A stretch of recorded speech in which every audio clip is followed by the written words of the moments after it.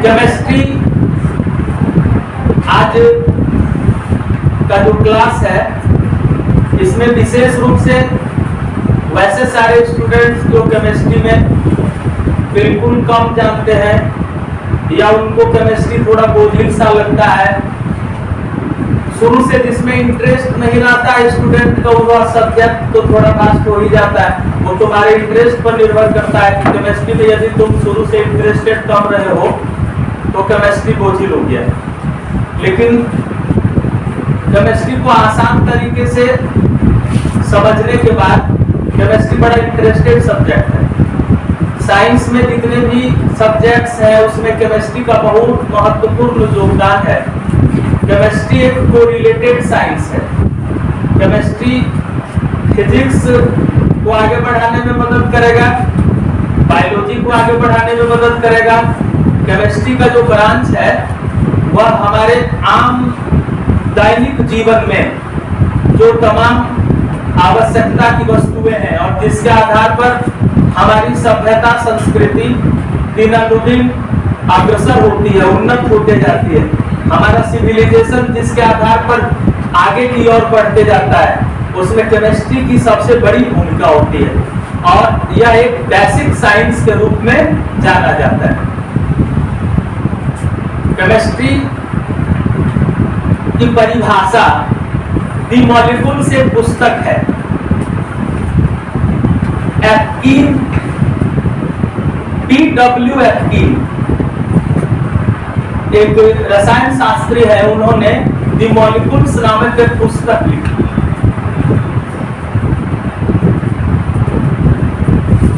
उस पुस्तक में केमिस्ट्री के बारे में बहुत सारी जानकारी दी गई और केमिस्ट्री की परिभाषा भी दी गई है कि केमिस्ट्री क्या है। आज जो केमिस्ट्री हो रहा है यह मिसलिनियस टाइप की केमिस्ट्री होगी, जिसको जीरो लेवल केमिस्ट्री कहा जा सकता है, जहां से केमिस्ट्री सीखना प्रारंभ किया जा सकता है। और आज की यह केमिस्ट्री सिर्फ 11th के लिए नहीं बल्कि 9th का स्टूडेंट भी उसको समझ सकता है, 10th का स्टूडेंट भी समझ सकता है, 11th 12th सबके लिए ये कॉमन केमिस्ट्री है।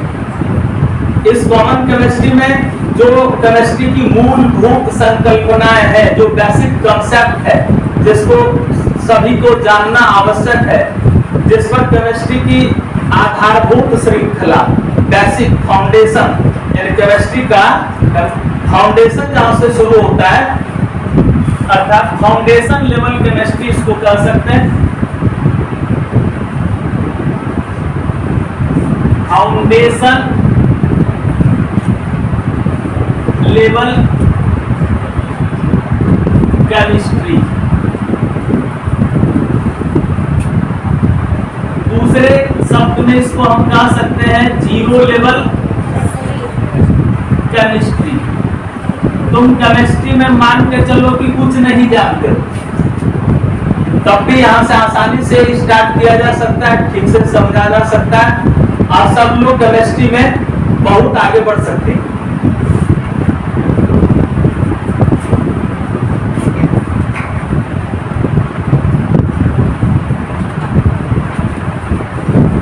Doctor P.W. एटकिन इन्होंने एक पुस्तक लिखी दी मॉलिक्यूल्स। इस पुस्तक में केमिस्ट्री को इन्होंने डिफाइन किया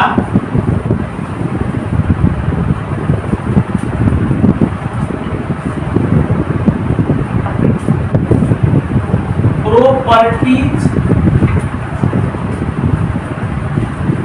स्ट्रक्चर एंड ट्रांसफॉर्मेशन। ये 3 वर्ड्स हैं।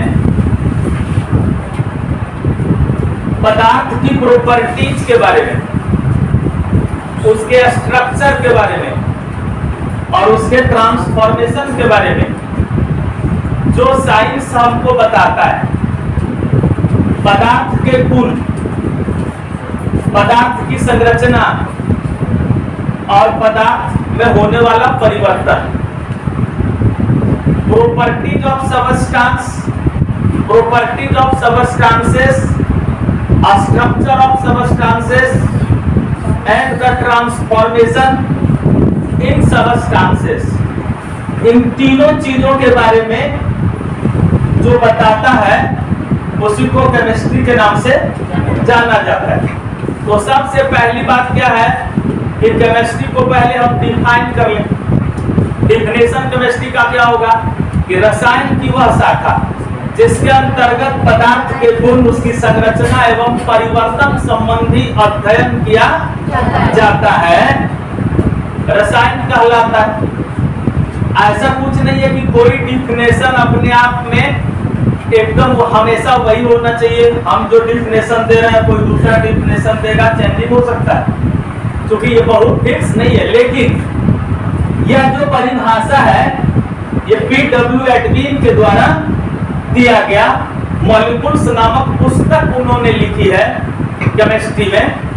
तो दी मॉलिक्यूल्स जो पुस्तक है उसमें केमिस्ट्री का यही डिफिनेशन दिया गया। ऐसे केमिस्ट्री जैसे जैसे तुम पढ़ते जाओगे केमिस्ट्री के बारे में, जितना तुम जानते जाओगे केमिस्ट्री की परिभाषा अपने अनुसार तुम और बदल सकते हो और कुछ अलग दे सकते हो। लेकिन एक डिफिनेशन तो स्टार्टिंग में जान लेना जरूरी है। तो वह परिभाषा क्या हो जाएगी? Properties, structure and transformation. परिभाषा लिखना है। The branch of science chemistry is the branch of science, chemistry is the branch of science deals about the properties, structure and transformation of substances।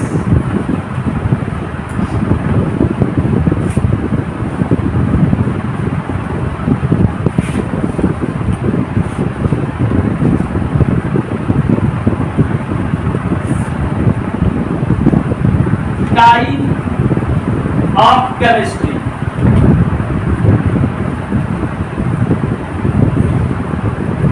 जैसे ही सभ्यता स्टेबल होने लगी, मानव का जीवन पहले यायावरी था, मनुष्य घुमक्कड़ जीवन व्यतीत करते थे। आग की खोज हो गई। आग की खोज होने के बाद सभ्यता को आगे बढ़ने में बहुत मदद मिलने लगा। यानी खाद्य पदार्थों को लोग पकाकर खाना शुरू कर दिए, क्योंकि जान गए कि आग के द्वारा जो खाद्य पदार्थ पका दिए जाते हैं उनकी गुणवत्ता और उसके स्वाद अलग होते हैं। यानी मनुष्य जो भी कुछ सीखा है सब अपने अपने एक्सपेरिमेंट से सीखा। जैसे जैसे एक्सपेरिमेंट आगे की ओर बढ़ते गया, स्वाभाविक एक्सपेरिमेंट, मनुष्य कुछ कर नहीं रहा था एक्सपेरिमेंट, लेकिन अपने आप जो प्रकृति में एक्सपेरिमेंट होते गया उसके अवलोकन के आधार पर बहुत कुछ सीखते गया और धीरे धीरे मनुष्य आज यहाँ तक पहुंचा है। केमिस्ट्री बहुत अधिक डेवलप हो चुकी है। बीच में केमिस्ट्री का विकास कुछ दिन बाधित भी रह गया था, इसलिए कुछ रसायन शास्त्री जो थे प्राचीन काल के, जिनको कीमियागार या एल्केमी के नाम से जाना जाता था। यानी प्राचीन काल के जो रसायन शास्त्री थे ना, उन लोगों को क्या कहा जाता था? कीमियागार या एल्केमी। उन एल्केमियों के पास एक मानसिकता थी, एक मानसिकता थी कि जो हम जान रहे हैं वो ज्यादा लोग नहीं जाने। अपने आप को अपने महत्ता को बरकरार बनाए रखने के लिए, अपने आप को महत्वपूर्ण बनाए रखने के लिए अपने ज्ञान को वो सिमट कर रखते थे कि हम जान गए हैं, यदि ज्यादा एक्सप्लेन करते रहेंगे तो सब लोग जान जाएगा, तब सब लोग रसायन शास्त्री हो जाएगा। यानी इस तरह की ईर्ष्यागत भावनाएं थी। इसलिए केमिस्ट्री उस समय जो एल्केमी या कीमियागार का जो पीरियड था, जो काल था, उस समय केमिस्ट्री ज्यादा डेवलप नहीं कर पाया। माना जाता है कि 1000 साल तक केमिस्ट्री को बंधक बना के कुछ लोगों ने रख लिया, एल्केमियों ने, जिससे केमिस्ट्री ज्यादा डेवलप नहीं हुआ, लेकिन तब भी बहुत अधिक विकसित हो चुका है। और केमिस्ट्री का जो हमारे डेली लाइफ से रिलेटेड, हम अपने लाइफ में सबसे ज्यादा साइंस से यदि जूझते हैं तो केमिस्ट्री से जूझते हैं। केमिस्ट्री के साथ ही हमारा लाइफ ज्यादा अटैच्ड है, ज्यादा सम्मिलित है। क्यों? कपड़ा पहनते हैं कुछ ऐसा कि ज्यादा गर्मी लगने लगती है तो हमको महसूस होता है कि कॉटन चाहिए था, इससे ये काम नहीं चलेगा। इसका मतलब क्या है कि उसकी क्वालिटी के बारे में, उसके अब्जॉर्प्शन कैपेसिटी के बारे में, पसीनों के सोखने की शक्ति के बारे में हम जानते हैं कि कौन सा कपड़ा पसीना को सोख सकता है, कौन नहीं सोख सकता है। तो वहाँ बिना पढ़े लिखे लोग, बिना साइंस के से अभिरुचि रखने वाले लोग भी जानते हैं कि कौन कपड़ा आरामदायक होगा, कौन आरामदायक नहीं होगा। हर व्यक्ति ये जान लेते हैं कि हमारे लिए कौन सा डाइट सुटेबल होगा, हम कौन सा खाद्य पदार्थ को लेके हमको अच्छा लगेगा, या हमारा टेस्ट के अनुसार होगा, या हमारे डाइजेशन सिस्टम के लिए सुटेबल होगा, आसानी से पच पाएगा, हमारे स्वास्थ्य के लिए बढ़िया रहेगा। ये सब लोग जानते हैं। ये जानते हैं किसके आधार पर? साइंस की जानकारी उनको कुछ न कुछ है कि हम दूध लेते हैं तो दूध में क्या क्या पाया जाएगा, उसका क्या प्रभाव हमारे ऊपर पड़ेगा। प्रैक्टिकल से, यानी एक्सपेरिमेंट जो ऑटोमेटिक होते गया, लेने के बाद क्या परेशानी हुई उसका अनुभव करने के बाद, लेने के बाद क्या लाभ हुआ उसके अनुभव के बाद लोग साइंस को, केमिस्ट्री को समझना शुरू किए। केमिस्ट्री हमारे घर में, हम लोगों के घरों में रोज केमिस्ट्री की क्रिया होती है। किचन रूम को तो सबसे बड़ा केमिस्ट्री माना जाता है। वहाँ जो जितनी भी क्रियाएं होती है वो क्या है? ट्रांसफॉर्मेशन है, परिवर्तन है। एक चीज को दूसरे रूप में बदलो और फिर उसका यूज करो।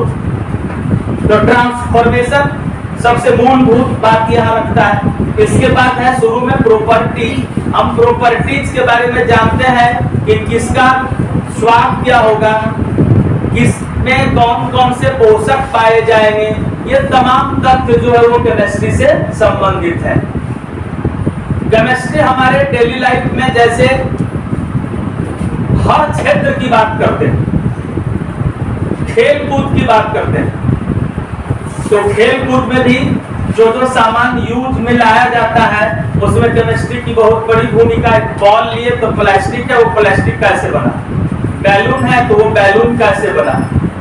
इसके अलावा हम कॉर्क लेते हैं, या जो जो खेल कूद में प्रयोग होने वाला सामग्री है वह किसी न किसी फैक्ट्री में बना है और वहां केमिकल रिएक्शन के कारण ही उसको तैयार किया गया है। मनुष्य की मूलभूत आवश्यकता क्या? भोजन, वस्त्र, आवास। तो सबसे पहले फूड, तो उसमें कार्बोहाइड्रेट, प्रोटीन, वसा, विटामिन, खनिज, लवण, जल, ये सब भोजन के जो मुख्य अवयव हैं। किसमें कौन सा पदार्थ में कौन कौन सा पोषक हमको उपलब्ध होगा, ये तमाम चीजें हम जानते हैं। ये यानी भोजन में केमिस्ट्री का, और उसमें भी ऑर्गेनिक केमिस्ट्री का। भोजन में जो केमिस्ट्री है वो कौन सा केमिस्ट्री है? ऑर्गेनिक केमिस्ट्री का बहुत ज्यादा यूज है। हमारे लाइफ को सबसे ज्यादा केमिस्ट्री का कौन सा ब्रांच प्रभावित करेगा?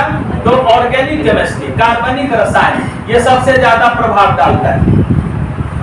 खेलकूद की सामग्री तो बाद में, पहले भोजन, वस्त्र और आवास, ये सब कार्बोज से, कपास से, सूती कपड़ा, टेरिलिन, पॉलिएस्टर आदि जो भी है सब केमिकल रिएक्शन के आधार पर तैयार किया गया है।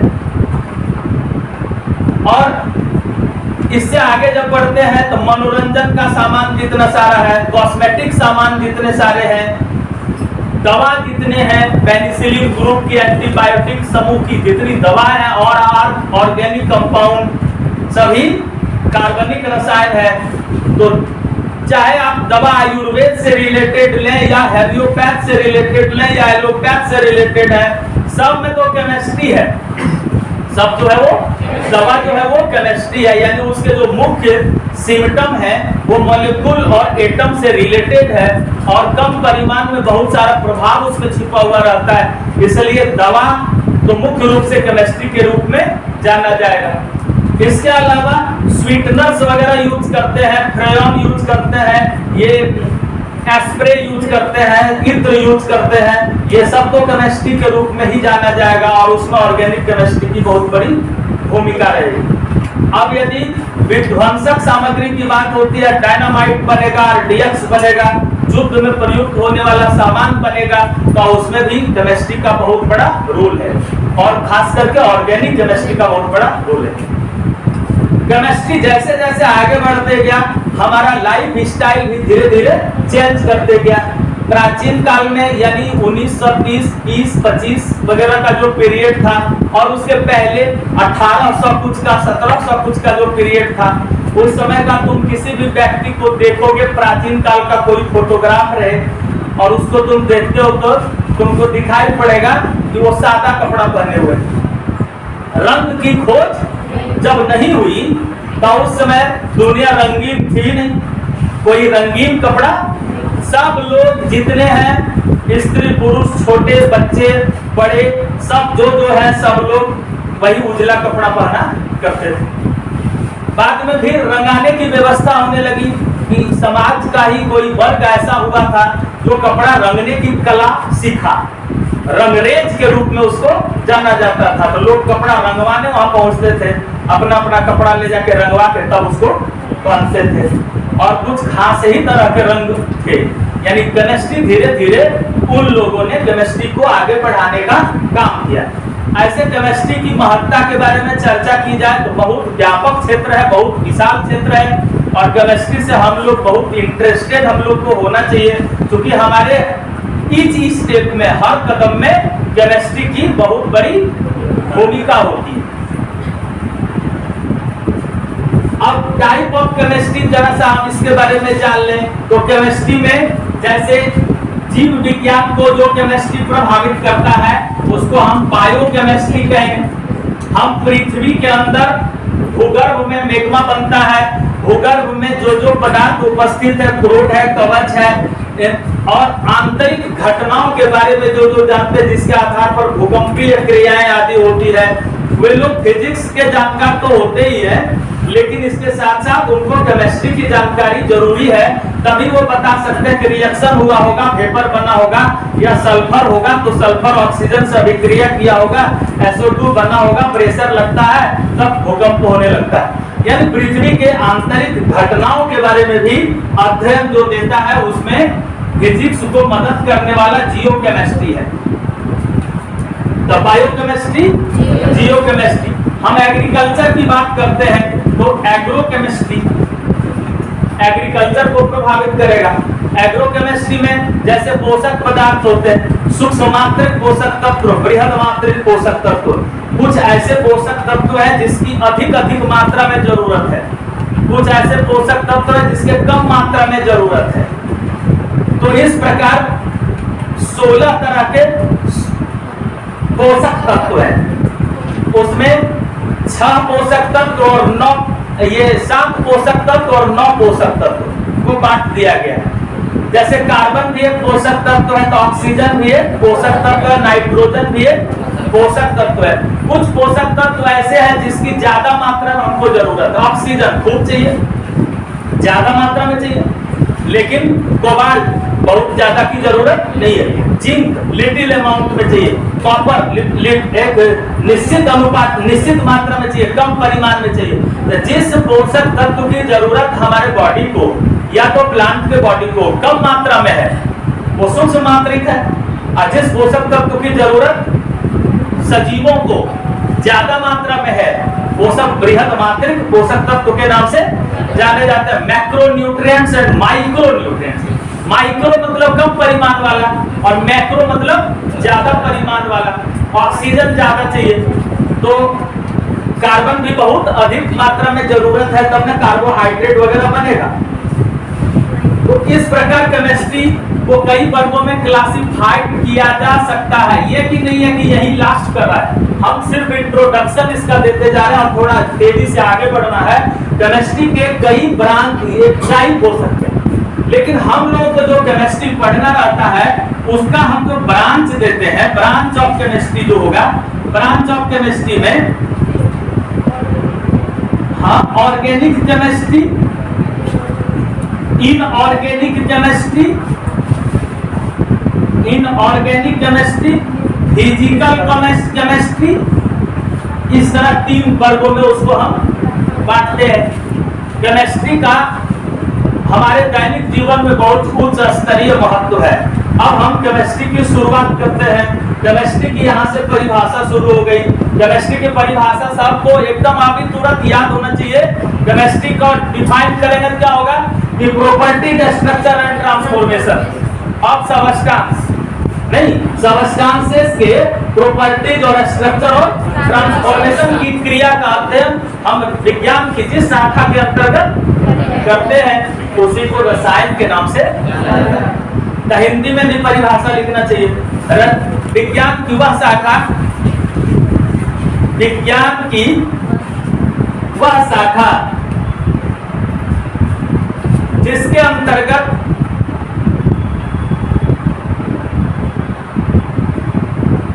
अंतर्गत पदार्थ के गुण,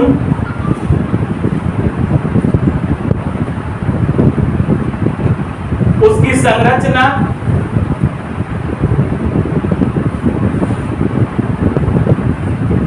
एवं परिवर्तन संबंधी अध्ययन किया जाता है।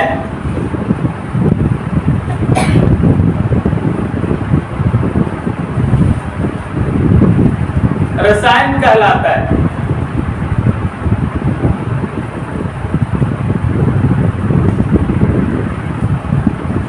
अब देखो रसायन जो प्रकाश से प्रभावित रसायन है, यानी प्रकाश की उपस्थिति में जितनी रासायनिक अभिक्रियाएं होती है सब फोटो केमिस्ट्री के अंतर्गत आएगा। तो इसमें और आगे बढ़ सकता है कि नहीं, फोटो केमिस्ट्री, इलेक्ट्रिक के द्वारा जो सारी रासायनिक अभिक्रियाएं होगी वो आ जाएगा इलेक्ट्रोकेमिस्ट्री। इस प्रकार केमिस्ट्री की कई शाखाएं हो सकती है, कई टाइप हो सकते हैं केमिस्ट्री के। और सबसे मुख्य रूप तो यह जानना है कि केमिस्ट्री हमारे डेली लाइफ को सबसे ज्यादा प्रभावित करता है। आम जीवन से लेकर विलासित जीवन तक जीने में जितनी वस्तुओं की जरूरत है उन तमाम वस्तुओं को सृजन में, बनाने में और उसके उपयोग में किसी न किसी तरह से उसी की आवश्यकता होती है, केमिस्ट्री की आवश्यकता होती है। हम अपने लाइफ को स्वस्थ रखना चाहते हैं तो हमारे शरीर के भीतर होने वाली केमिकल रिएक्शन को कंट्रोल रखने की जरूरत है। इसके लिए हम योग करते हैं, इसके लिए हम ये व्यायाम करते हैं या जो अन्य चीजें जो भी हम अपने हेल्थ को मेंटेन रखने के लिए करते हैं वो सब क्या है, केमिस्ट्री से रिलेटेड है। कि क्या लेना चाहिए हमें, क्या नहीं लेना चाहिए, क्या खाना चाहिए, क्या नहीं खाना चाहिए, कब खाना चाहिए, कब नहीं खाना चाहिए, ये तमाम चीजें जो है वो केमिस्ट्री के अंतर्गत सीखा जाता है। अब केमिस्ट्री जब यहाँ से शुरू होता है सबसे पहले केमिस्ट्री में हमको क्या जानना, मेटर, द्रव्य क्या है, पदार्थ क्या है। तो सबसे पहली चीज है केमिस्ट्री में पदार्थ को समझना। तो सब लोग पहले से ही जानते हो कि पदार्थ यानी द्रव्य अर्थात मेटर वैसी सभी वस्तुएं जिसमें द्रव्यमान हो, जिसमें भार हो, जिसमें आयतन हो, जो रुकावटें डाल सकता हो, यानी जिस पर हम फोर्स लगाएं तो फोर्स का प्रभाव उसके ऊपर पड़ता हो। यानी पदार्थ में हमेशा भौतिक गुण पाया जाए।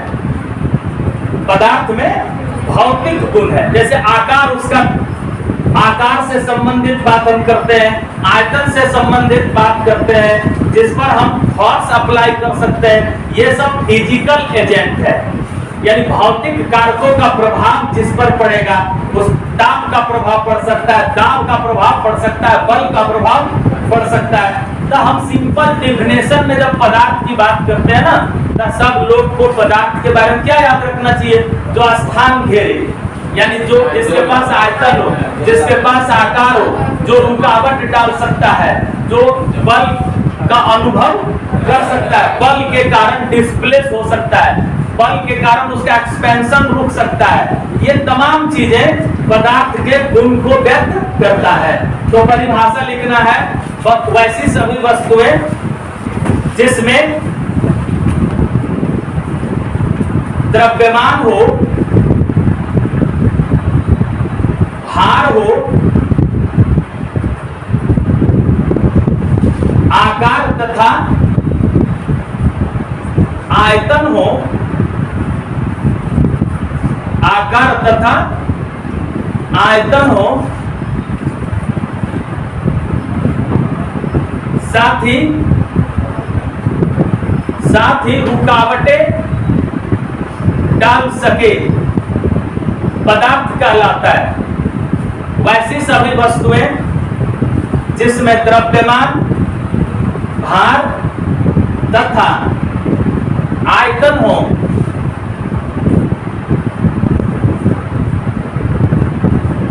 साथ ही अवरोध उत्पन्न कर सके, अवरोध उत्पन्न कर सके, पदार्थ कहलाता है। अब अवस्था के आधार पर जब हम पदार्थ को क्लासिफाइड करते हैं, तो ठोस, द्रव, गैस, और तुम लोग आगे पढ़े हो 9th क्लास में भी प्लाज्मा अवस्था है, और एक बोस-आइंस्टीन कंडेंसेंट है, बीईसी अवस्था। तो इस प्रकार पदार्थ की मौलिक अवस्था 3 है, मूल अवस्था 3 है, और जो 2 अवस्था है ना, वो विषम स्थिति में, खास परिस्थिति में वो तैयार होती है। जैसे प्लाज्मा अवस्था की बात है, तो बहुत मैक्सिमम टेम्परेचर पर वह अवस्था प्राप्त होती है। इसके अलावा बहुत लो टेम्परेचर पर एक अवस्था प्राप्त होती है, जिसको बोस-आइंस्टीन कंडेंस्ड के नाम से जाना जाता है। तो वो एक डिफिनिट कंडीशन पर वो 2 अवस्थाएं क्रिएट होती है, लेकिन मूल अवस्था जो है वो पदार्थ की कितनी है? 3 अवस्था। और वो जो एक डिफिनिट कंडीशन में क्रिएट होता है, उसको सम्मिलित करते हैं, तब हो जाती है 5 अवस्था। तो पूछा जाएगा पदार्थ की मूलभूत अवस्थाएं कितनी है? 3, और विशेष अवस्था 2, तो टोटल अवस्था कितनी हो गई? 5 अवस्थाएं हो गई। अब तुमको पदार्थ से फिर आगे बढ़ना है, तो अब जानना है कि ये बना है किससे, पदार्थ का निर्माण किससे हुआ है। तो पदार्थ का निर्माण हुआ है एक अत्यंत सूक्ष्मतम कण से। वह सूक्ष्मतम कण अणु, परमाणु या आयन है, और फिर अणु, परमाणु या आयन से भी हम नीचे जाते हैं तो परमाणु मिलता है। वहां अवस्था जो होती है परमाणु, परमाणु से बना अणु और परमाणु से बना आयन। परमाणु से अणु कब बनता है? जब परमाणु 2 या 2 से अधिक आपस में जुड़कर एक बन जाते हैं। एक कब बन जाएगा, क्यों बन जाएगा? तब परमाणु जो है ना वो टेम्पोररी है, यानी परमाणु एक ऐसी अवस्था में रहता है कि वह अस्थायित्व कम उसको मिल पाता है परमाणु को। वही परमाणु अपने परमाणु की अवस्था में रहेगा जिसकी अंतिम कक्षा पूर्ण होगी। जैसे helium, neon, argon, xenon, radon, krypton आदि जो है, ये सब अपने परमाणु की अवस्था में ही अस्थायी है, क्योंकि प्रत्येक परमाणु, each atom of the inert gases present in permanent states। परमाणु जब अस्थायी रहेगा, परमाणु की अंतिम कक्षा जब पूर्ण रहेगी, तभी वह परमाणु अणु नहीं बनाएगा। लेकिन जितने सारे परमाणु अस्थायी रूप में है, मात्र 6 ऐसे तत्व हैं जिसके परमाणु अस्थायी है। वो अक्रिय गैस की श्रेणी में आता है। पेरियोडिक टेबल में उसको अंत में रखा गया है।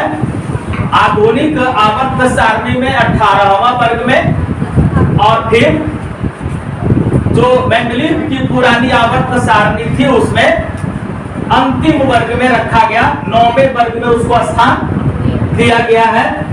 तो मुख्य रूप से यह जानना है कि 6 तत्व को छोड़कर जितने सारे तत्व हैं सबके परमाणु अस्थायी है, सब बेचैन है, अणु बना के रहना चाहता है, परमाणु के रूप में रहना पसंद नहीं करता है क्योंकि वह अस्थायी है। जैसे हम बात करते हैं हाइड्रोजन, तो अंतिम में 1 है, तो यह अंतिम में 2 करना चाहेगा, अंतिम में 2 करना चाहेगा। क्यों 2 करना चाहेगा? तो पहली कक्षा में 2 इलेक्ट्रॉन ही अटते हैं, तो 2 इलेक्ट्रॉन हो जाएगा, उसको स्थायित्व मिल जाएगा। तो एक और H आएगा और तब इससे ये H2 के रूप में रहेगा, तो अणु बन गया। इसी तरह O से O रहेगा तो O2 बनेगा, अणु हो गया। N से N मिलेगा तो N2 बनेगा, तो अणु हो गया। तो परमाणु अणु बनाएगा और अणु से अणुओं के जुड़ने से यौगिक यानी पदार्थ का निर्माण होने लगेगा। अब यहाँ कोई भी पदार्थ है उसको हम वियोजित करते हैं, तोड़ते जाते हैं, तब तोड़ते तोड़ते बहुत छोटा छोटा कण हो जाएगा। अब फिर तोड़ते जाएंगे तब बहुत छोटा हो जाएगा।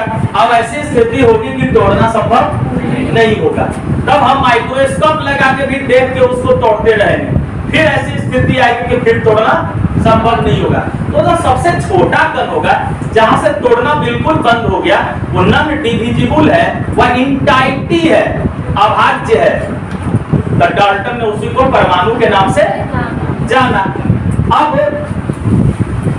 इसमें परमाणु, अणु और आयन किसी भी स्थान पर जो उपस्थित रहते हैं उसके बारे में पहले ये बताते तत्व, इसके बाद यौगिक, इसके बाद मिश्रण, सब के बारे में थोड़ी थोड़ी जानकारी सिर्फ देना। तुम लोग पहले भी पढ़े हो, रिवाइज भी हो रहा है, और ये जानना है बेसिक केमिस्ट्री है। तो परमाणु क्या क्या बना सकता है? परमाणु से तत्व भी बनते हैं, परमाणु से यौगिक भी बनते हैं, परमाणु से मिश्रण भी बनता है। तो यहाँ तत्व कैसे बन रहा है? तो सदृश्य परमाणुओं के संयोग से हाइड्रोजन हाइड्रोजन हाइड्रोजन का परमाणु, खाली हाइड्रोजन का परमाणु सब मिल रहा है, तत्व बन रहा है। खाली ऑक्सीजन का मिल रहा है तो तत्व बन रहा है। खाली लोहा का बन रहा है तो तत्व हो रहा है। खाली सोना का परमाणु सब एक जगह है तो वो तत्व है। यानी एक ही प्रकार के परमाणुओं के संयोग से बना शुद्ध पदार्थ। तो हम इसके पहले कह सकते हैं, इसके पहले पदार्थ को पहले 2 वर्ग में बांटते हैं। एक पदार्थ का एक वर्गीकरण होगा शुद्ध और दूसरा होगा अशुद्ध। शुद्ध पदार्थ, अशुद्ध पदार्थ। शुद्ध पदार्थ 2 है, तत्व और यौगिक, और अशुद्ध पदार्थ के रूप में मिश्रण है।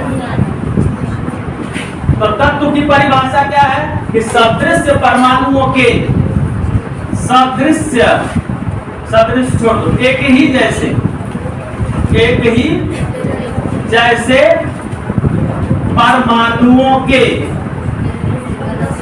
परमाणुओं के संयोग से, लिखते जाओ, परमाणुओं के संयोग से बना शुद्ध पदार्थ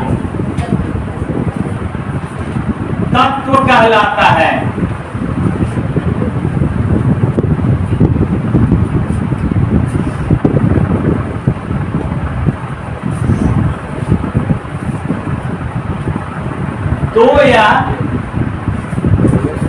दो से अधिक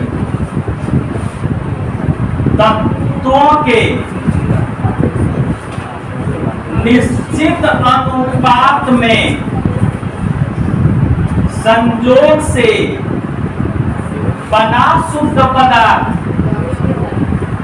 पदार्थ यौगिक कहलाता है। याद हुआ दोनों डिफिनेशन। एक ही जैसे परमाणुओं के संयोग से बना शुद्ध पदार्थ धातु कहलाता है। दो या दो से अधिक तत्वों के निश्चित अनुपात में संयोग से बना शुद्ध पदार्थ यौगिक कहलाता है। और मिश्रण की परिभाषा हो जाएगी दो या दो से अधिक पदार्थों के अनिश्चित अनुपात में संयोग से बना अशुद्ध पदार्थ मिश्रण कहलाता है।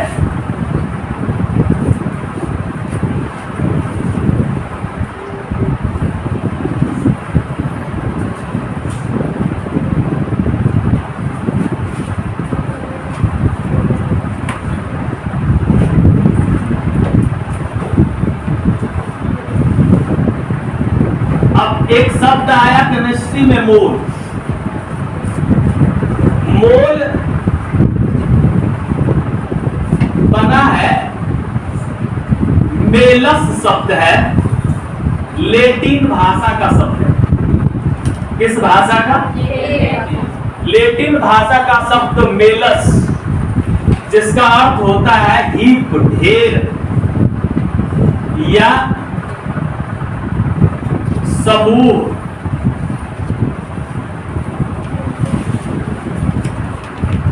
इसी मेलस से मोल शब्द की उत्पत्ति हुई है 1896 ईस्वी में विल्हेम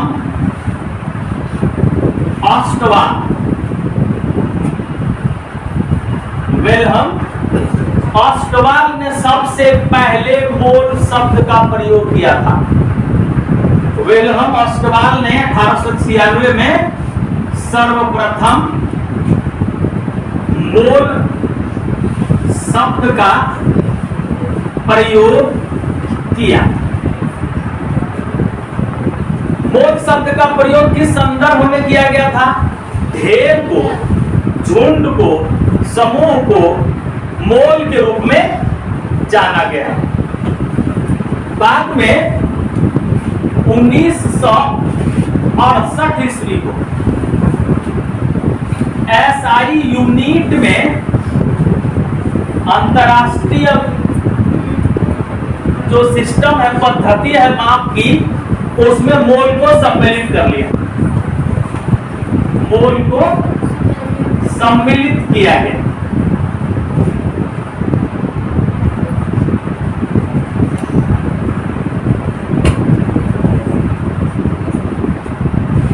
ये मोल शब्द जो है वो एक निश्चित संख्या में परमाणु, अणु या आयन के समूह को कहा जाता है। जिस तरह शॉर्ट में 12 को दर्जन बोल देते हैं, 100 को सैकड़ा बोल देते हैं, 1000 सहस्त्र के रूप में जाना जाता है, या तो फिर और बहुत सारी माप के तरीके हैं। 20 को कौड़ी बोल दिया जाता है आम बोलचाल में। इस प्रकार 6.022 गुना 10 पर पावर 23 बहुत विशाल संख्या है। इस संख्या को मोल कहा गया। अब इतनी संख्या में परमाणु है, अणु है या आयन है, तो इसको एवोगाड्रो नंबर के नाम से एवोगाड्रो संख्या कहा गया। इतनी संख्या में परमाणु, अणु या आयन है तब इसको एवोगाड्रो संख्या कहते हैं। और इतनी संख्या में कलम है या मोल है, यानी कोई दूसरी वस्तु इतनी संख्या में यदि उपस्थित है तो उसको हम मोल के रूप में जान सकते हैं। लेकिन इतनी संख्या में परमाणु है, अणु है या आयन है तो उसको आधुनिक केमिस्ट्री में मोल कहा और उसी को एवोगाड्रो संख्या के नाम से जाना है। ये जो संख्या बनी है, यह जो संख्या बनी है वो किससे बनी? तो किसी भी पदार्थ के परमाणु के द्रव्यमान में, परमाणु का द्रव्यमान, जैसे हम कार्बन लिए तो कार्बन का परमाणु द्रव्यमान कितना है? 12। अब कार्बन का परमाणु द्रव्यमान है 12, तो 12 में भागा दे देंगे कार्बन के एक परमाणु का जो द्रव्यमान है, कार्बन के एक परमाणु का द्रव्यमान, तो वह है 1.9910 टू द पावर -23। तब निकल जाएगा कि how many atom of the carbon present in 12 gram of carbon. Carbon के 12 ग्राम में कितनी संख्या में कार्बन के परमाणु उपस्थित है? तो जितना भी कार्बन का परमाणु था पूरा झुंड था, और पूरे झुंड को तौल दिए तो कितना हो गया? 12 ग्राम। अब हम उस झुंड में एक को अलग से तौल लिए और उससे भागा दे दिए, तब पता चल गया कि झुंड में कितने परमाणु खड़े थे।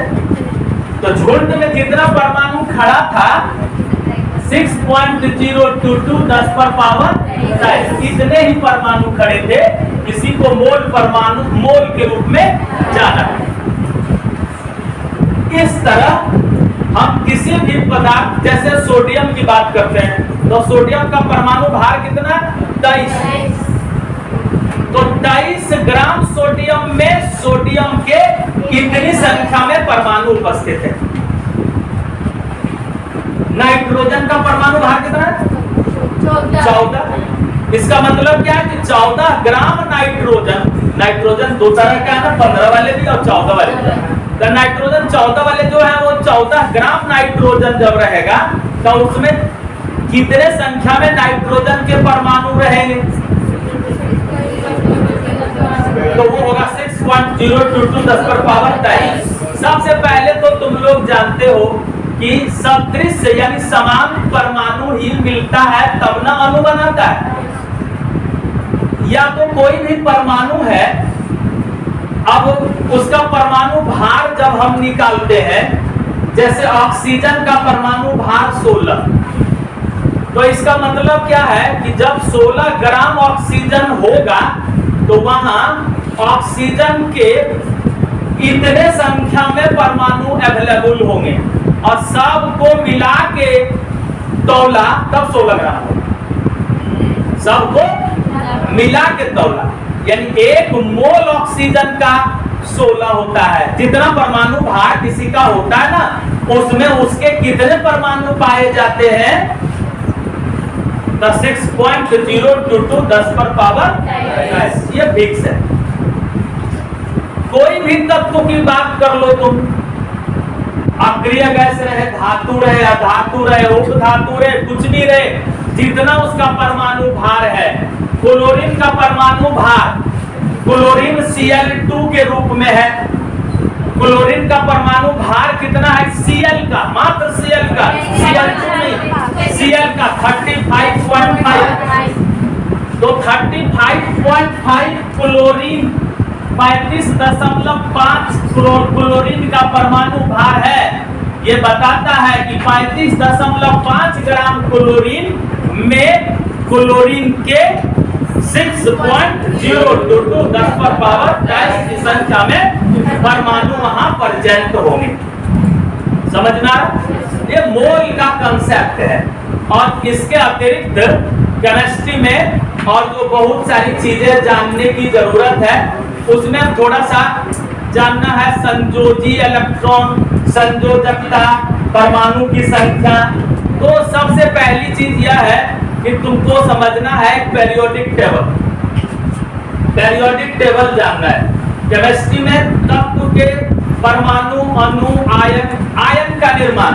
अब जैसे यहाँ बताया H और H मिलकर H2 बना लिया तो अणु हो गया, O से O मिलकर O2 बना लिया तो अणु हो गया।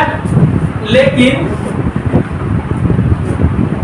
सोडियम है, इसके पास 11 इलेक्ट्रॉन है, तो एक इलेक्ट्रॉन त्याग दिया तो बन गया Na+। एक इलेक्ट्रॉन त्याग दिया तो बन गया आयन। क्लोरीन के पास पहले से 17 इलेक्ट्रॉन है, तो 2 8 7 अंतिम में एक इलेक्ट्रॉन ये ले लेगा, क्लोरीन एक इलेक्ट्रॉन ले लेगा, हो जाएगा। यानी जितनी संख्या में कोई परमाणु इलेक्ट्रॉन त्यागता है उतनी संख्या में धनायन उसके पास आ जाएगा। जितनी संख्या में कोई परमाणु इलेक्ट्रॉन ग्रहण करता है उतनी संख्या में ऋणायन उसके पास आ जाएगा। एल्यूमिनियम 13 2 8 3 इलेक्ट्रॉन त्यागेगा तो ये +3 हो जाएगा। इस प्रकार परमाणु से आयन में बदलने की क्रिया होती है। अब इसमें जो मुख्य चीजें हैं वह सबसे पहले थोड़ा पेरियोडिक टेबल के बारे में जानना चाहिए। पेरियोडिक टेबल से तुमको परमाणु क्रमांक भी पता चलेगा और जितने सारे तत्व हैं उसकी प्रॉपर्टीज भी थोड़ा थोड़ा पता चलेगा, उसका classification P block, d block, f block, S block के बारे में थोड़ा जाना। सबसे पहले तुमको पेरियोडिक टेबल बनाना है, तो टेबल बनाने के लिए एक टेबल बना रहे हैं। ये लाइन दिए, ये लाइन कैसा लाइन है? खड़ी लाइन की पड़ी लाइन? वर्टिकल है कि हॉरिजॉन्टल है? खड़ी लाइन है। वर्टिकल लाइन में अब यहाँ 1 2 3 4 5 6 7 7 ही क्यों? इसलिए 7 आवर्त है। आवर्त की संख्या यानी 1 2 3 4 5 6 7। इसके बाद एक छोड़ दो,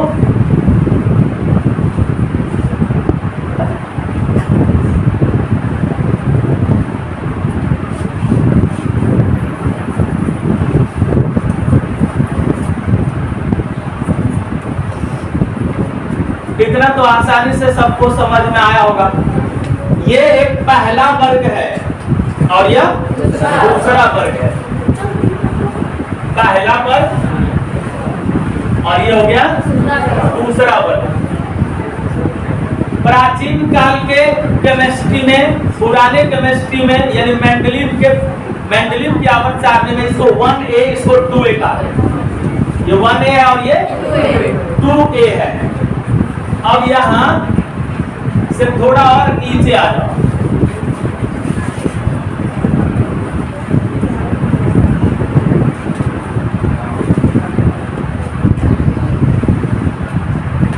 तो क्या को देना है?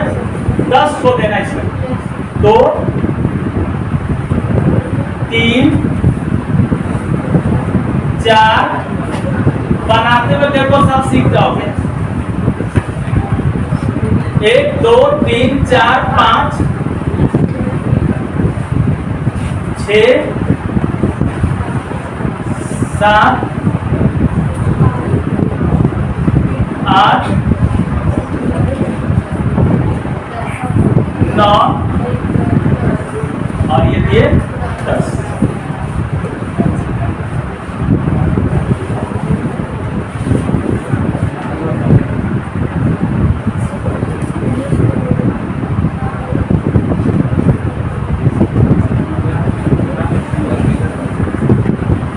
अभी जो हम पहले ये 2 खड़ी लाइन बनाए ना, ये दोनों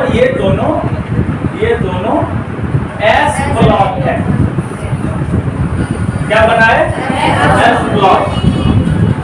और फिर यहां से लेकर यहां तक जो हम तैयार किए वो है डी ब्लॉक।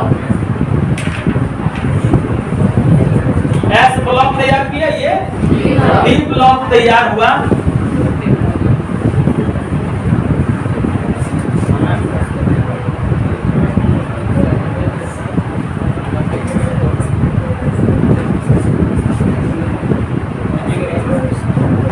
यही दोनों ऊपर था ना, उतना फिर हम इधर से एक ऊपर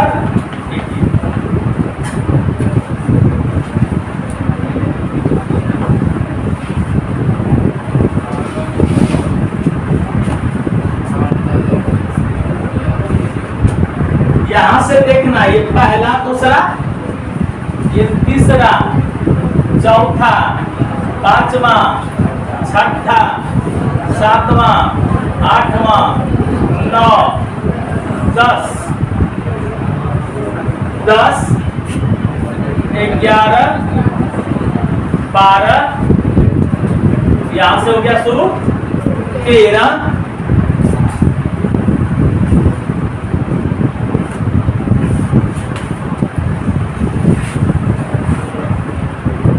ये हो गया 14,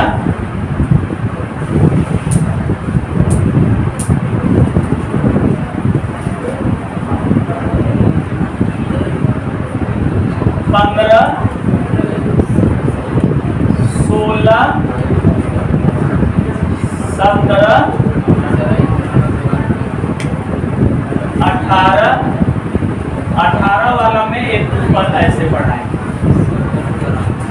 यह 18, 17, 16, 15।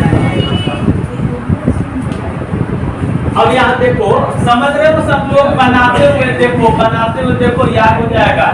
बना हुआ एक बार देखोगे तो कम याद रहेगा, लेकिन बनाते हुए देखोगे तो याद हो जाएगा। यहाँ तक समझ में आया? ये डायग्राम तैयार है हमारा पीरियोडिक टेबल का। पीरियोडिक टेबल का खाना जो है बन के रेडी है, इसमें खाली एलिमेंट्स को डाल दिया जाए। फिर से एक बार ध्यान देना है, यहाँ पहला लाइन के वो दिए 7, उसके बाद दूसरा जब लेने लगे तो एक छोड़ के दिए 6, और इसके बाद 1, 2, 3, 4 वाला लाइन, यानी 1 नंबर से स्टार्ट किए 7 नंबर तक का हम खाना इसमें बनाए, ये बॉक्स बन गया। और इसके बाद 2 नंबर से शुरू किए, फिर 7 नंबर तक बन गया। इसके बाद 4 नंबर से शुरू किए 7 नंबर तक, 4 से 7, 4 से 7, 4 से 7, बीच में क्या बोलते हैं 10 खाना, इधर 2, इधर 10, और इधर 13, 14, 15, 16, 17, 18, यानी 1, 2, 3, 4, 5, 6 इधर और 2 इधर, 8, और बीच में 10, कितना हो गया 18।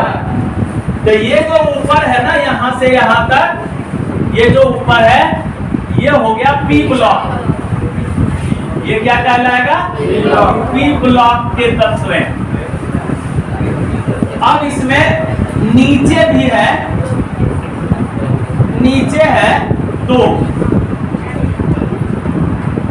जिसमें 1, 2, 3, 4, 5, 6, 7, 8, 9, 10, 11, 12, 13, 14 लेंथेनाइट्स और एक्टेनाइट्स का 2 समूह है। यहाँ है एफ ब्लॉक, ये हो गया। तो पीरियोडिक टेबल ही नहीं बल्कि हमारे वर्तमान सभ्यता तक, हम जहां तक मनुष्य की सभ्यता जहां तक पहुंची है, यहाँ तक जितने सारे एलिमेंट खोजे जा चुके हैं, उन तमाम एलिमेंटों को रखने के लिए जो ये पीरियोडिक टेबल बनाया गया है, उस पीरियोडिक टेबल में तमाम तत्वों को 4 वर्गों में बांटा गया। 4 वर्ग किसके आधार पर है? तो उसकी प्रकृति के आधार पर, उसके गुण के आधार पर, उसकी क्षमता के आधार पर s block, p block, d block, f block में उसको बांट दिया। प्राचीन काल में 8-9 तत्वों के बारे में लोग जानते थे। केमिस्ट्री बहुत ज्यादा डेवलप नहीं था, तब भी लोग सिंदूर का उपयोग करते थे। वो सिंधु सभ्यता में मिला है। सिंधु घाटी, हड़प्पा, मोहनजोदड़ो आदि की खुदाई के बाद राखाल दास बनर्जी खुदाई करने वाले थे, उनके द्वारा जो वहां खुदाई का काम कराया गया था, उस खुदाई से पता चला कि वो प्राचीन काल में जिस समय हड़प्पा का की संस्कृति थी, जिस समय वो नगर बसा हुआ था, उस समय के लोग जिन जिन वस्तुओं का उपयोग किया करते थे, उस जमाने में सोना का उपयोग हो रहा था, लोहा का उपयोग हो रहा था, तांबा का उपयोग हो रहा था, चांदी का उपयोग हो रहा था, पारा का उपयोग हो रहा था, लेड का उपयोग हो रहा था, एंटी मनी का उपयोग हो रहा था। 9 तत्वों का उपयोग वे लोग धड़ल्ले से करते थे। रसायन उस जमाने में भी कितना इम्प्रूव्ड था कि वहां लाश को एक ममी के रूप में रखा जाता था। कहां? मिस्र में, मिस्र की सभ्यता में।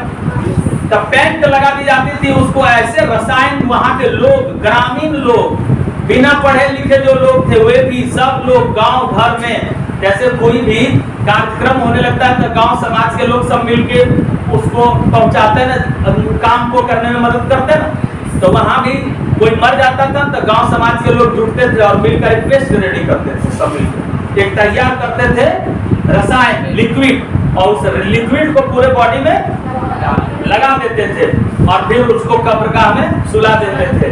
और वो बॉडी 5000 साल के बाद निकाला गया तो बॉडी सुरक्षित है, उसको दीमक नहीं लग रहा था, उसको कुछ नहीं हो रहा है। इसका मतलब है कि उस जमाने की संस्कृति, वो उस जमाने का केमिस्ट्री, संस्कृति को प्रभावित करने वाली केमिस्ट्री, वो कितना इम्प्रूव था। बहुत विकसित केमिस्ट्री का उपयोग उस जमाने में भी किया जा रहा था। तो यहाँ देखो, ये जो 1 2 3 है, 18 है, ये मॉडर्न पीरियोडिक टेबल का निर्माण हो गया। और मॉडर्न पीरियोडिक टेबल में सब में कौन कौन सा भराएगा? खाका बनाने के लिए सब सीख गए हो कि नहीं? अब इसमें बारी बारी से सीखना है। पहले एस ब्लॉक सीख लो, फिर पी ब्लॉक के बारे में जान लो, इसके बाद फिर ये 1 2 3 4 इस सबको भरने के लिए डी ब्लॉक कैसे भराएगा, एफ ब्लॉक के तत्व कैसे भराएंगे, इसके बारे में जानना। तो 4 ब्लॉक है, 4 ब्लॉक में 2 ब्लॉक के तत्वों को भरने के लिए सीखना है, फिर 2 ब्लॉक दूसरे दिन सीखना है ताकि याद रहे आसानी से। या थोड़ा सा टाइम थोड़ा ज्यादा हो इसीलिए हो रहा है। तो जहां तक होगा, इसको सबसे पहली बात क्या है? S block. एस ब्लॉक में कितने वर्ग हैं? 2 वर्ग हैं, पहला वर्ग, दूसरा वर्ग।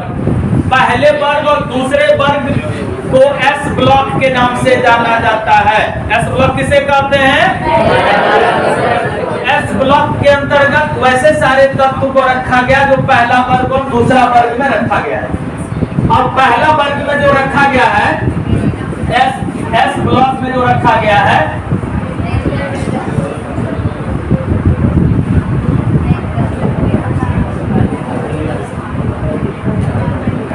हेलिना करेगा अक्सर फरिया, या फिर हेलिना के रिबन को किसने फाड़ा, ये भी हो जाएगा।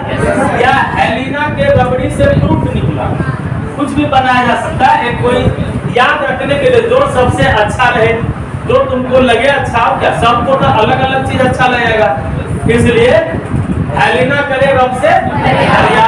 ठीक है, हेलिना करे रब से फरियाद।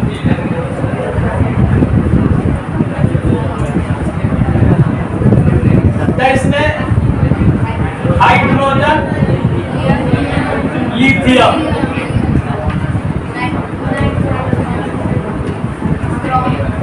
सोडियम, हेलिना, हेलिना हो गया। और याद रखो, हाइड्रोजन, लिथियम, सोडियम। उसके बाद क्या है? यहाँ जो एलिमेंट्स आएगा, कैल्शियम, रुबिडियम, एस्ट्रांसियम। तो यहाँ सबसे पहले करे क्या हो जाएगा? के पोटेशियम, इसके बाद रब, रुबिडियम, हेलिना करे रब से फरियाद। अब CS और फिर ये फ्रांसियम। इसको भरना है हाली ना करे रब से हरिया, हाली ना करे, करे छोड़ दो, हाली ना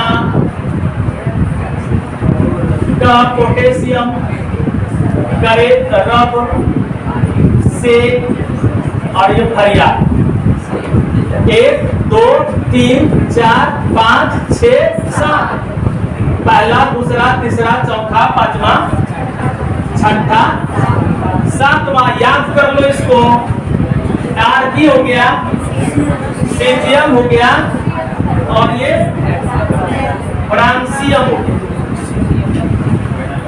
अब दूसरा लाइन क्या होगा? तो पहला लाइन क्लियर, दूसरा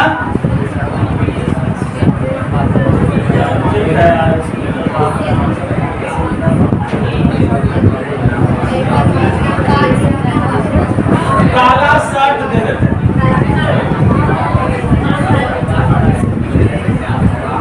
ठीक है, बेटा मांगे काला शर्ट। अब इसके आधार पर 1 2 3 4 5 यहाँ 6 ही ना हटेगा, तो DE ठीक है, ये हो गया। इसके बाद मांगे Mg, अब कैल्शियम, इसके बाद Sr ठीक है, इसके बाद हेलियम और फिर रेडियम। तो यहाँ भराया DE Mg Ca Sr Pa Ra। समझ में आ रहा है सबको? और यहाँ से ये S ब्लॉक क्लियर। अब P ब्लॉक पहले जान लेना है, तो T ब्लॉक जानना है। क्यों ऐसा? इसलिए कि ऐसे लिख रहे हैं इसमें, यहाँ भी तो ऐसे ही लिखेंगे, वर्टिकल चलेंगे इसमें, और जब हम D ब्लॉक में आएंगे और F ब्लॉक में तो चलेंगे ऐसे, एक लाइन यहाँ, दूसरा लाइन में ये हो जाएगा, तीसरा लाइन, चौथा लाइन, पांचवा लाइन, छठा लाइन। 6 लाइन चलना है हमको, 6 लाइन चलना है वर्टिकल की हॉरिजॉन्टल, और इसमें 2 और ये 3 4 5 6 7 8 लाइन चलना है वर्टिकल। तो एक वर्टिकल वाला पहले जानना है, उसके बाद हॉरिजॉन्टल वाला जान लेना है। अब यहाँ 13 एल्यूमिनियम ग्रुप है, यानी 13 में बाल गए इंडिया थाईलैंड, इंडिया थाईलैंड। किसी दिन और क्लास हुआ था लगता है, पहले से याद है ना? बाल गए इंडिया थाईलैंड।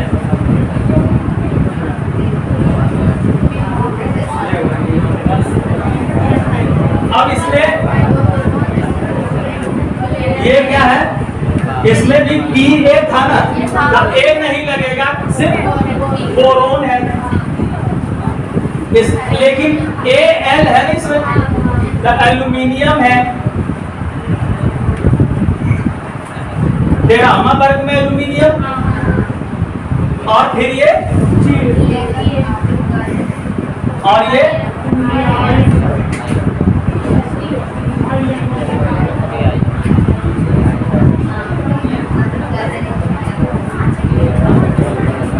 तो 1 नंबर,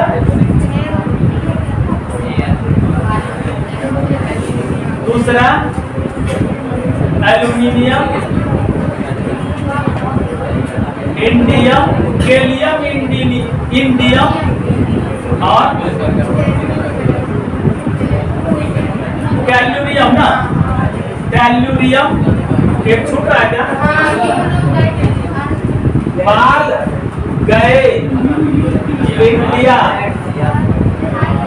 थाईलैंड। अब यहाँ जो है ना ये खाली है, मॉडर्न पीरियोडिक टेबल में इसको खाली रखा गया।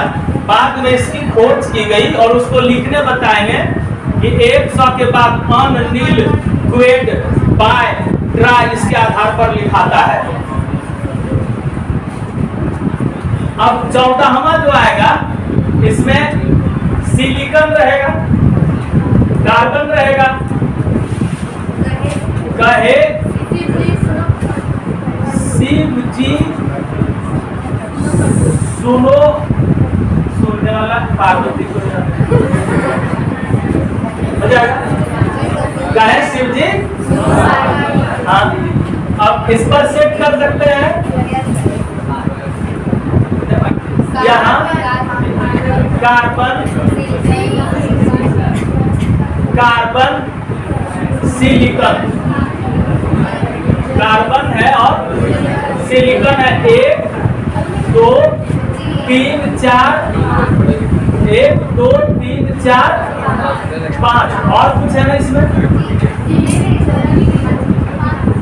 1 2 3 4 5 ये तो खाली रहेगा।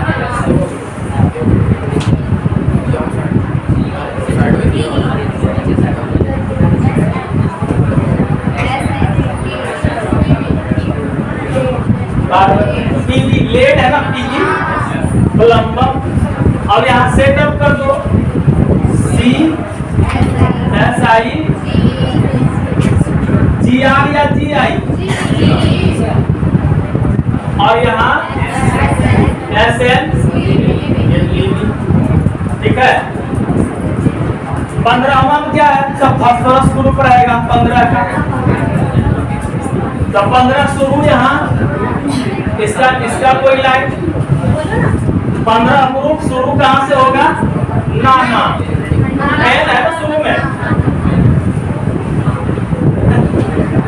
नाना अरे पापा असलम सब बीमार ना। अरे नाना पाटेकर ऐश्वर्या सब बीमार।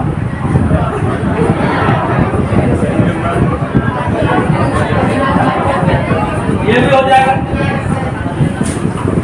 तब यहाँ क्या होगा? नाइट्रोजन फास्फोरस आर्सेनिक और ये S, ये इसके बदले 1 2 3 4 5 ये S के साथ और PI nitrogen phosphorus Nana Patekar Aslam या ऐश्वर्या जो और सब बीमार BI। 16वां में जब हम आएंगे 16वां, तो 16वां में क्या रहेगा? तो ऑक्सीजन है यहाँ लिख सकते हैं ऑल्ट, एस्काइल अंग्रेजी का वर्ड है, से टीको। पुराने स्टाइल से टीको। ठीक है। ओल्ड स्टाइल से ऑक्सीजन, सल्फर 1 2 3 SE और TI PE टेलुरियम और polonium, oxygen sulphur selenium tellurium और पोलोनियम। अब 17वां है। 17वां में हेलोजन ग्रुप है, क्लोरीन से शुरू होगा, उठा दिया है साहब भाई, यानी कुछ ऐप से रिलेटेड दिया जा सकता है। अब देखो यदि यहाँ हम P है ना, P उसके बाद क्लोरीन, फिर इंडियम है, इंडियम आई आयोडीन, आयोडीन। ये 17वां वर्ग में क्लोरीन, फ्लोरीन, ब्रोमीन, आयोडीन यही सब में रहेगा। तो इसमें कितना उतर गया? एक लाइन और यहाँ लिखते हैं, यहाँ दिखता है सबको, यहाँ 17 हो जाएगा।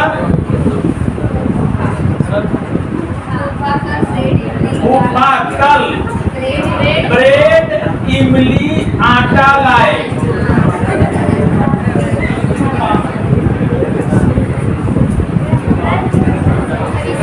लाइन याद कर, ये हो गया कल ब्रेड, इमली, आटा लाए। लाए खत्म हो गया, ठीक है।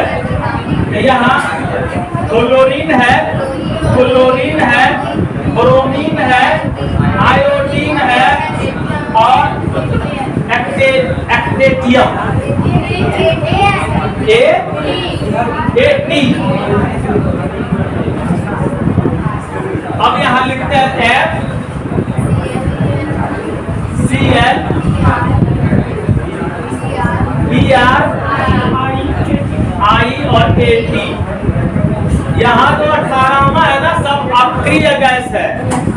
अक्रिय गैस मतलब किसी से अभिक्रिया नहीं करेगा, इनर्ट है, रिचेस्ट एलिमेंट है।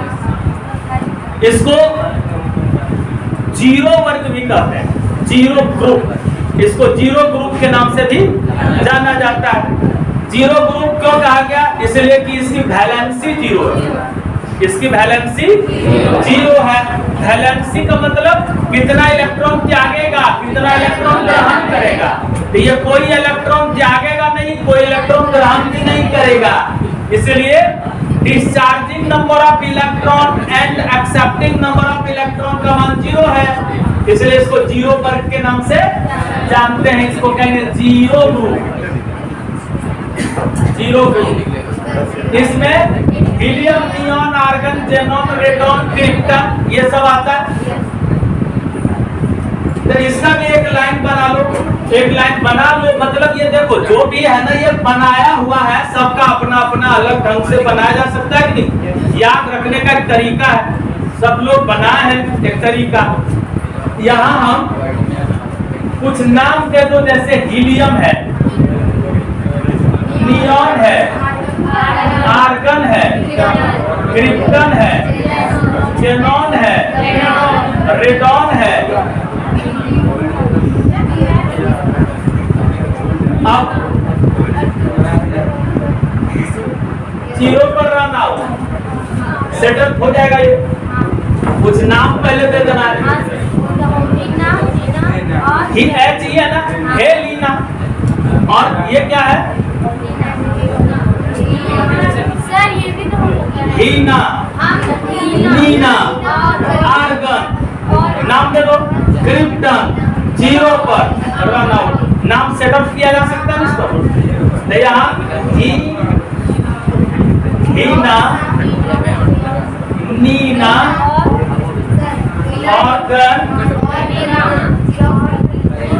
और करीना। हीना, नीना और करीना, और करीना जीरो पर रन आउट। आउट हटा, आउट हटा, कुछ भी सेटअप किया जा सकता है। इसमें अब जब परमाणु क्रमांक की बात की जाती है, एटॉमिक नंबर जाना जाता है, एक ग्रुप कहीं से ले लो। जैसे यहाँ हाइड्रोजन है और यहाँ हीलियम है। ये पहला आवर्त है, ये दूसरा आवर्त है, दूसरा आवर्त। तो पहला तो सीधा याद किया जा सकता है। पहला आवर्त में से दो ही तत्व है, एक हाइड्रोजन और एक यहाँ हाइड्रोजन, यहाँ हीलियम। तो इसको स्वतंत्रता पूर्वक इसको याद रखो, दो ही है। तो इसके लिए क्या कोई रूल रेगुलेशन की क्या जरूरत है? हाइड्रोजन एक और हीलियम दो।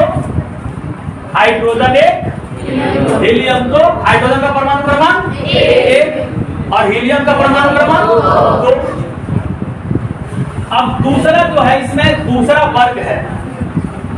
दूसरा वर्ग में दूसरा वर्ग में हम जोड़ते जाएंगे वर्ग की संख्या। वर्ग की संख्या में 2 जोड़, वर्ग की संख्या में 2 जोड़ते जाओ। जैसे ये लिथियम है तो ये वर्ग की संख्या कितनी हो गई? पहला वर्ग लिथियम है, पहला वर्ग में 1 लिखा हुआ यहाँ, उसमें 2 जोड़ दो, 3। लिथियम का परमाणु क्रमांक, पहले हाइड्रोजन का परमाणु क्रमांक 1 और हीलियम का परमाणु क्रमांक 2। अब लिथियम पहला वर्ग है, इधर सिर्फ देखते रहना, ध्यान से बाद में नोट कर लेना। लिथियम हो गया ये पहला वर्ग, पहला वर्ग में 2 जोड़ देंगे, ये क्या हो जाएगा? 3। और इसके बाद फिर आगे बढ़ते हैं, ये कौन सा वर्ग है? दूसरा वर्ग है, दूसरा वर्ग में फिर 2 जोड़ देंगे। यानी इसका रूल क्या है कि दूसरे आवर्त में जितने सारे तत्व हैं प्रत्येक वर्ग में 2 जोड़ देंगे, वर्गों की संख्या प्लस 2। इसको लिखना चाहिए, लिखो तो। दूसरे आवर्त में उपस्थित तत्व, दूसरे आवर्त में उपस्थित तत्व की वर्ग संख्या +2। दूसरे आवर्त में उपस्थित तत्व की वर्ग संख्या +2 बराबर परमाणु क्रमांक। परमाणु क्रमांक किसका? परमाणु क्रमांक दूसरे आवर्त के सभी तत्वों के परमाणु क्रमांक कैसे निकलेंगे? तो दूसरे आवर्त में जितने सारे तत्व हैं प्रत्येक वर्ग कौन से, प्रत्येक तत्व किस किस वर्ग में है, वर्ग में 2 जोड़ते चले जाओ। यहाँ है दूसरा आवर्त की बात कर रहे हैं, यही दूसरा आवर्त है। इस दूसरा आवर्त में लिथियम है, ये लिथियम किस वर्ग में है? दूसरा आवर्त हुआ, लेकिन वर्ग तो एक है ना, खड़ा लाइन वर्ग है और बड़ी लाइन आवर्त है। तो ये पहला, दूसरा, तीसरा, चौथा, पांचवा, छठा, सातवां आवर्त है। और ये 1 2 3 4 5 ये सब खड़ी लाइन के लिए इंडिकेट किया गया है, ये सब वर्ग है। तो ये यहाँ हम आए, यहाँ पहला वर्ग है, इसमें 2 जोड़ देते हैं तो 2 और 3। ये दूसरा वर्ग है, इसमें 2 जोड़ देते हैं 4। अब यहाँ आप ये है पहला, दूसरा और यह तीसरा, यह चौथा, यह पांचवा, यह छठा, यह सातवां, यह 8वां पुराने पीरियोडिक टेबल के अनुसार।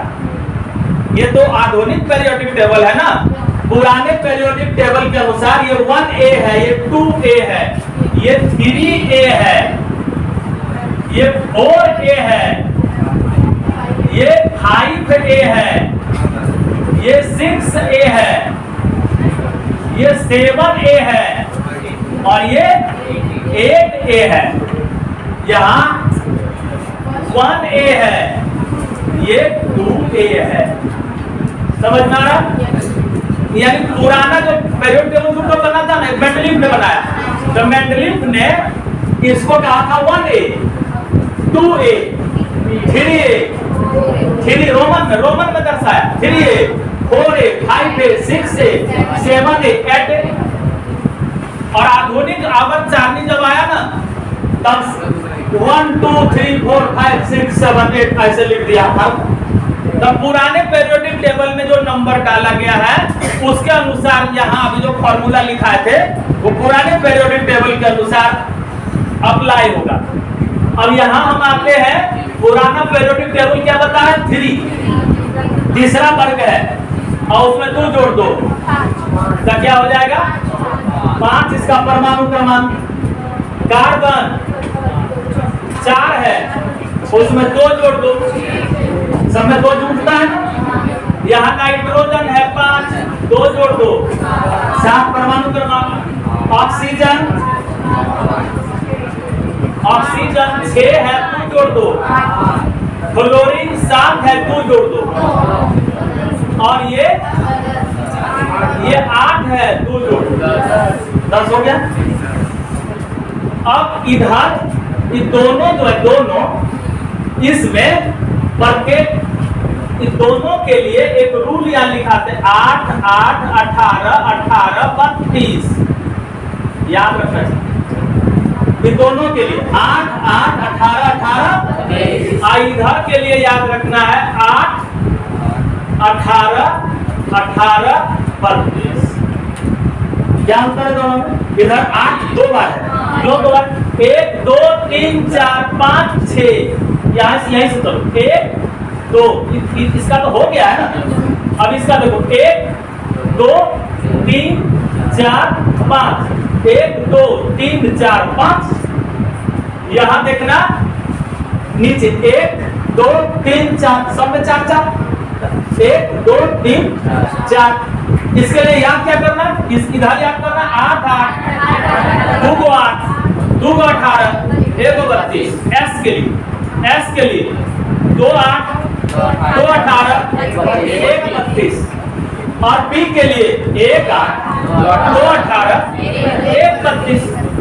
1 8 2 18 1 32। याद हो गया होगा। अब इसमें देखो यहाँ से जोड़ते जाना है। यहाँ 3 है ना, इसमें पहले 8 जुटेगा, ये पहले वाला। तो 8 3 11। सोडियम का परमाणु क्रमांक 11 है कि नहीं। अब इसमें फिर दूसरा 8 जोड़ो। 11 में 8 जोड़ दो 19। अब इस 19 में इस 18 को जोड़ दो 37। अब इस 37 में इस 18 को जोड़ दो 55। सीजियम का 55 परमाणु क्रमांक। अब इसमें 32 जोड़ दो 87। फ्रांसियम का 87 परमाणु क्रमांक। याद हो रहा था सबको? क्या जोड़ते गए 8 8 18 18। इसी तरह जोड़ो, यहाँ भी 4 है ना यहाँ पहले से, इसमें 8 जोड़ दो 12। और इसमें फिर 8 जोड़ दो। अब 18 जोड़ो, फिर 18 जोड़ो 56। फिर 32 जोड़ दो। परमाणु क्रमांक के लिए इधर का एस ब्लॉक पर पूरा कमांडिंग हो गया परमाणु क्रमांक से। परमाणु भाग और हम एक दिन बताए थे, सम संख्या है तो विषम संख्या है तो ऐसे लिखा दो। अब इसमें जरा देखना, इधर हम पी ब्लॉक की बात करते हैं। पी ब्लॉक में क्या जोड़ेंगे 8 18 18 32। 8 18 18। अब इसमें 5 में 8 जुटेगा 13। फिर 18 जुटेगा 18 जुटेगा। इसमें फिर 18 जुटेगा और इसमें 32 जुटेगा। परमाणु क्रमांक बढ़ते जा रहा है कि नहीं? तुम लोग ध्यान देना। फिर यहाँ तुम ही लोग बोलना, इधर कार्बन के पास कितना है 6। इसमें जोड़ना एक बार 8 14। अब जोड़ना है 18 32। अब जोड़ना फिर 18। फिर जोड़ना है 32। यहाँ 8 जोड़ना है 7 में। फिर इसमें 18 जोड़ना है, इसमें 18 जोड़ना है।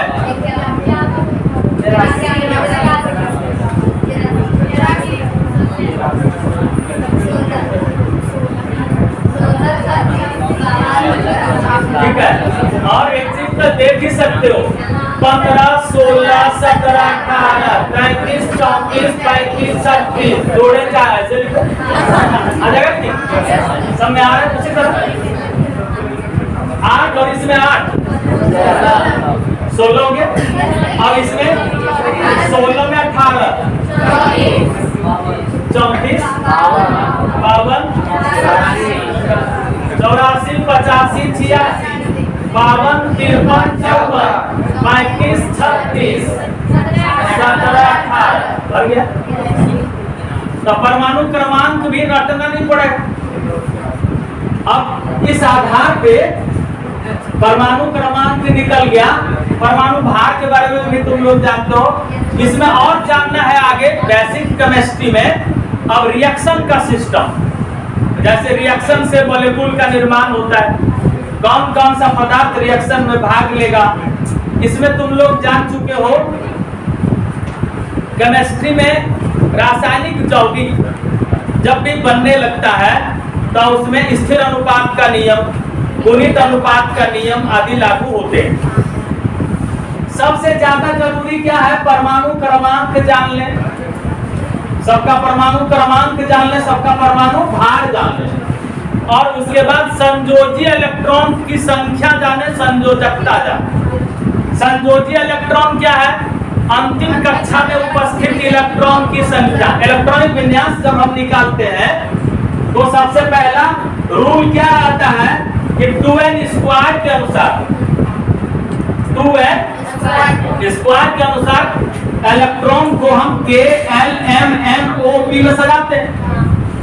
अब कोई भी मान लो ये एल्यूमिनियम, एल्यूमिनियम के पास टोटल नंबर ऑफ इलेक्ट्रॉन कितने? 13। तो इसके अनुसार सजेगा, n का मान 1 बैठाएंगे तो 1 स्क्वायर गुना 2, तब पहले 2 इलेक्ट्रॉन एल्यूमिनियम के लिए बता रहे हैं, टोटल कितना? 13। इसके बाद 2n, n का मान 2, 2 दूनी 4 दूनी 8, 3 3 9 दूनी 8। तो अब यार 2 10 हो गया, 3 बचा, इलेक्ट्रॉन 13 था ना, 13 इलेक्ट्रॉन है। इसमें अंतिम में कितना इलेक्ट्रॉन बचा हुआ है? तो यह हो गया संयोजी इलेक्ट्रॉन। अंतिम कक्षा में उपस्थित इलेक्ट्रॉन की संख्या को संयोजी इलेक्ट्रॉन कहते हैं। लिख लेना सब लोग जो जो नहीं लिखे हो। अंतिम कक्षा में उपस्थित इलेक्ट्रॉन की संख्या को संयोजी इलेक्ट्रॉन कहते हैं। Number of electron present in last orbital,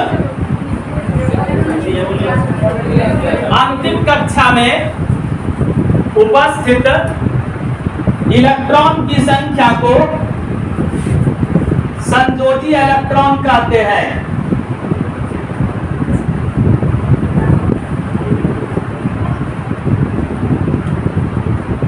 संयोजकता, परमाणु द्वारा त्यागे गए या ग्रहण किए गए इलेक्ट्रॉनों की संख्या को संयोजकता कहते हैं।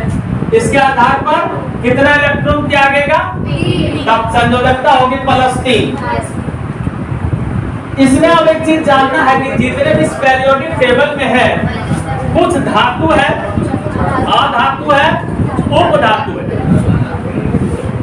यहां से ध्यान देना,